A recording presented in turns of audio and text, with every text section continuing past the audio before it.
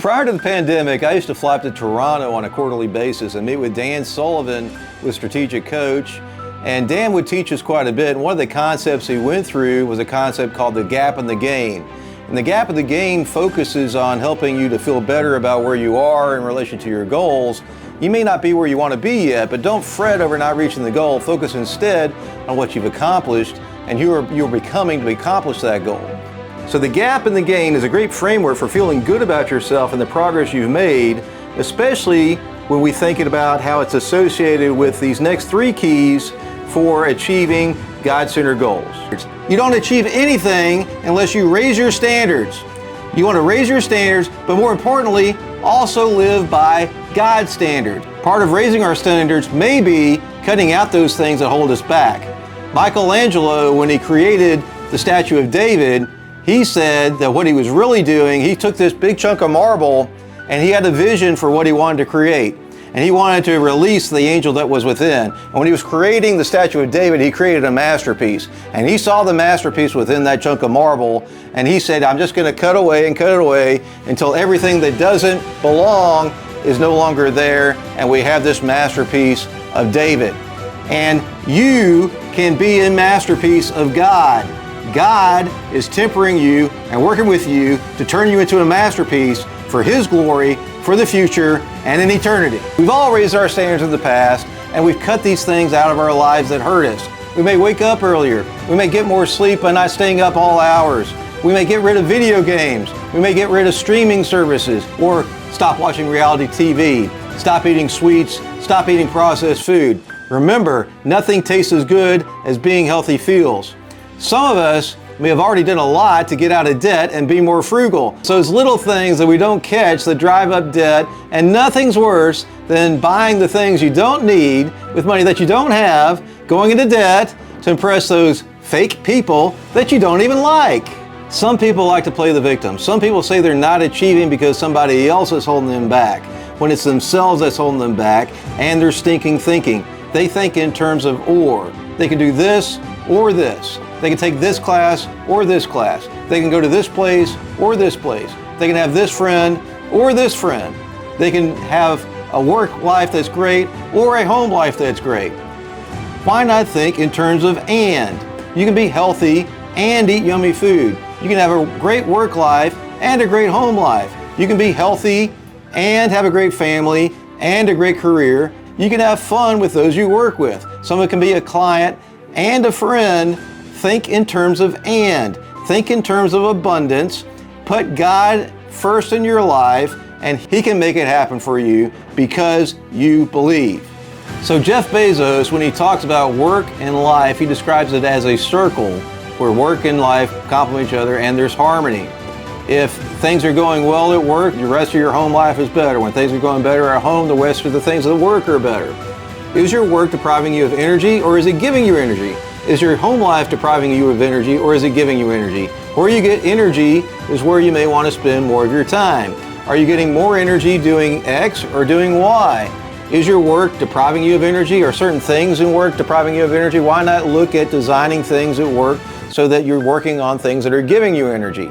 If you're within God's will and you're doing what He has designed for you, you're designed to do something great for God. Are you tapped into His design for you? If you're not, then you might not have that energy. Tap into that energy and do the work that God has designed you to do. So we talked about cutting out things to raise our standards. And with Michaelangelo, he cut out everything that wasn't David to produce a masterpiece in David. And when Michaelangelo produced everything that he produced in the Sistine Chapel and David and the Pieta and Hercules and what have you, he wasn't producing 50,000 of those things. He was producing one. He was producing one masterpiece. He was focused entirely on quality. And so are we focusing on doing more and more and more? Or are we focusing on producing masterpieces for God? And so what we might want to think about is the quality of what we're putting out. In producing new products for Apple, and producing the iPod, and producing the iPad, and producing the iPhone, Steve Jobs was super high focused on quality. He wasn't that concerned about the quantity. He was concerned about getting out something simple, something easy to use, and something high quality. And so when we focus on things, we want to focus on things that are positive.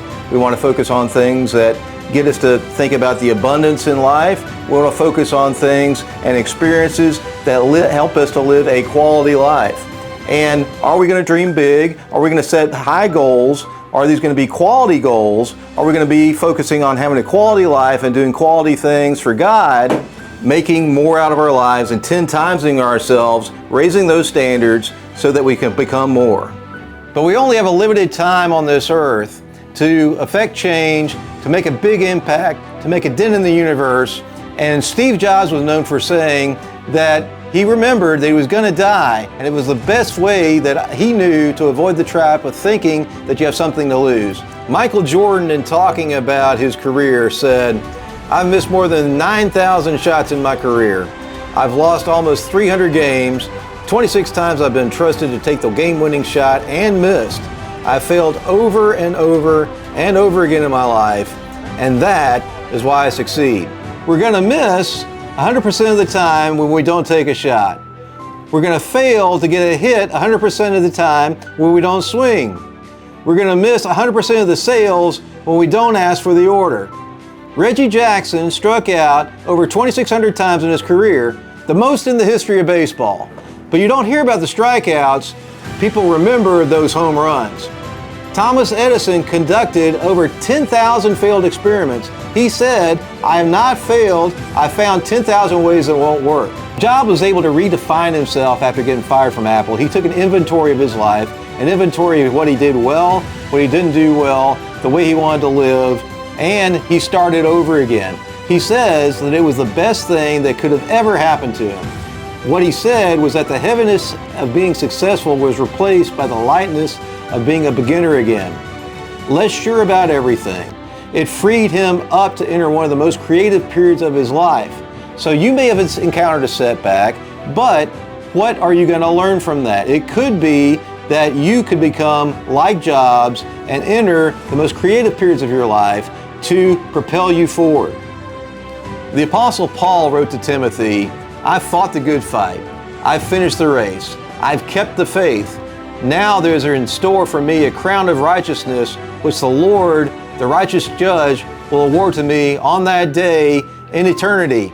So we want to fight the good fight, finish the race, push forward when you encounter setbacks, keep failing, but keep getting back up, go to the next mountaintop and the next mountaintop when you encounter these setbacks. Be resilient, and you will eventually win in what you set out to do, because you're doing it within God's will, you're pursuing His purpose, and He will make it happen for you in this life or in the next.